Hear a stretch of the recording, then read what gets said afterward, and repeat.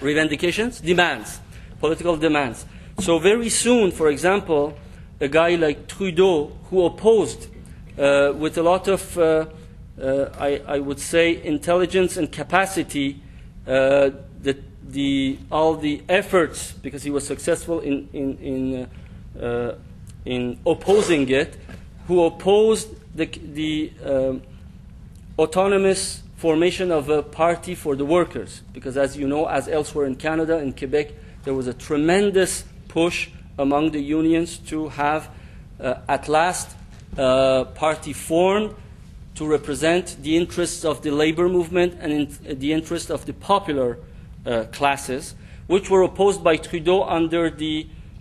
pretext that we have to get rid of the dictatorship of the Union Nationale of Duplessis, so we have to do the democratic revolution before doing the social revolution. And unfortunately, part of the intellectuals, the political elite, bowed to the arguments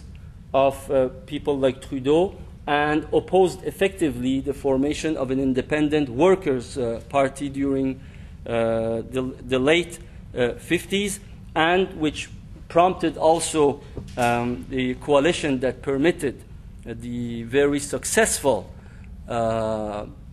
campaign made by Jean Lesage, the Liberal Party, in order to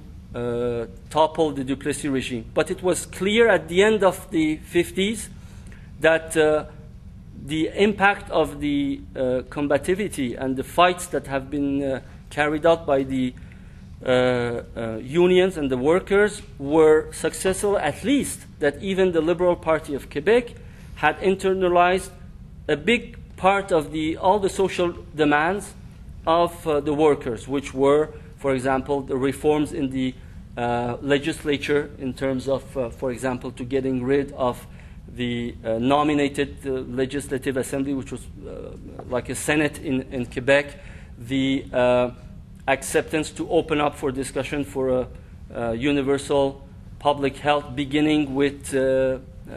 hospitalization insurance,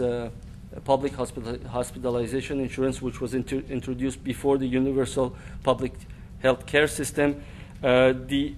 important reforms in the labor laws,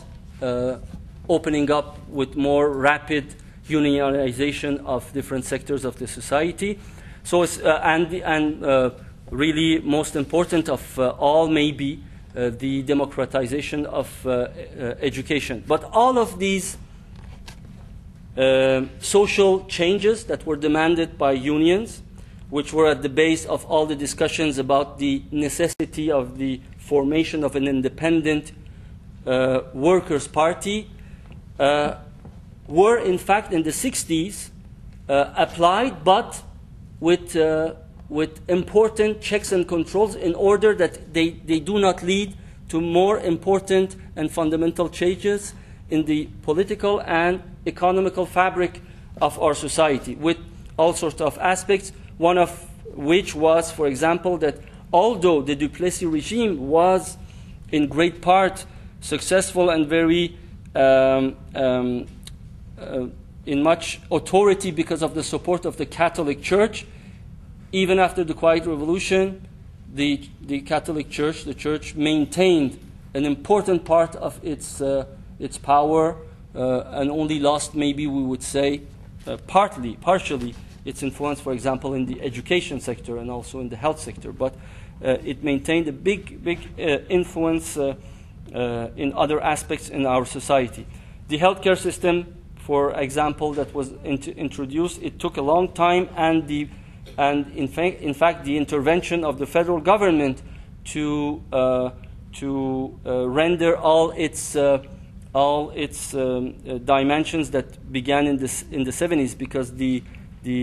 hospitalization insurance that were finally introduced by the Liberal Party were very short in terms of encountering the demands that were already the demands of the workers' unions in the 1950s. But most important of all is that from the middle of 1950s, the unions and the popular sectors were asking for nationalization of natural resources, not only hydroelectricity. Very important unions after the very harsh mining sector strikes that characterized that epoch were very aggressively demanding the nationalization of mines, the nationalization even of wood, of forests, and of course the nationalization of hydroelectricity. So in fact what has happened, if we look at it from this perspective, is what the usual understanding and the official history, what the official history calls the Quiet Revolution, applying it to the series of the reforms that were introduced by the Liberal government which toppled the Duplessis government, was in fact a type of quiet reaction in order to contain the rise and growth of the workers and popular movement all through the 1950s. Another very important consequence of that quiet reaction was also the fact that because of this very very astute work done by people like Trudeau and few allies that he had also in the labor movement, was their capacity to block the formation of a truly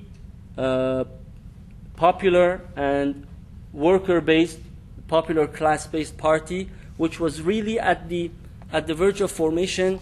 as soon as 1958, after a Winnipeg convention, the Winnipeg Declaration, with all sorts of unions from all Canada, including people who later became and founded the unified some unions under FTQ, Front des Travailleurs du Québec. So in the 1958, there was a serious possibility of the formation of a genuinely worker-based, popular class-based party in Quebec, which was curtailed because of the quiet, what I would call the quiet reaction of the ruling elite, ruling political elite. Actually, it was acknowledged by not Trudeau himself, but by Jean Marchand, who wrote a few years later in the 1970s that if the Liberal Party had not integrated in their program the nationalization of hydroelectricity, in fact, he specifies it very precisely, that the nationalization of electricity was taught by the liberal strategist as a slogan which would permit to overshadow everything else in the demands of the workers and popular sectors at the end of the 50s. The liberals thought that if we go in the front of electorate with the promise, with the slogan "Maître chez nous," masters in our own house, and with the promise of nationalizing hydroelectricity, it will create such a tide that will permit us to not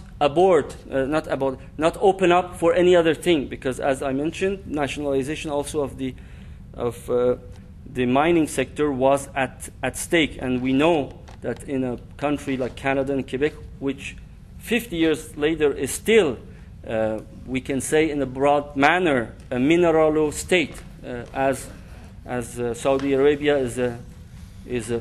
petrol state. How do you say it? An oil state. We can say to a great standard,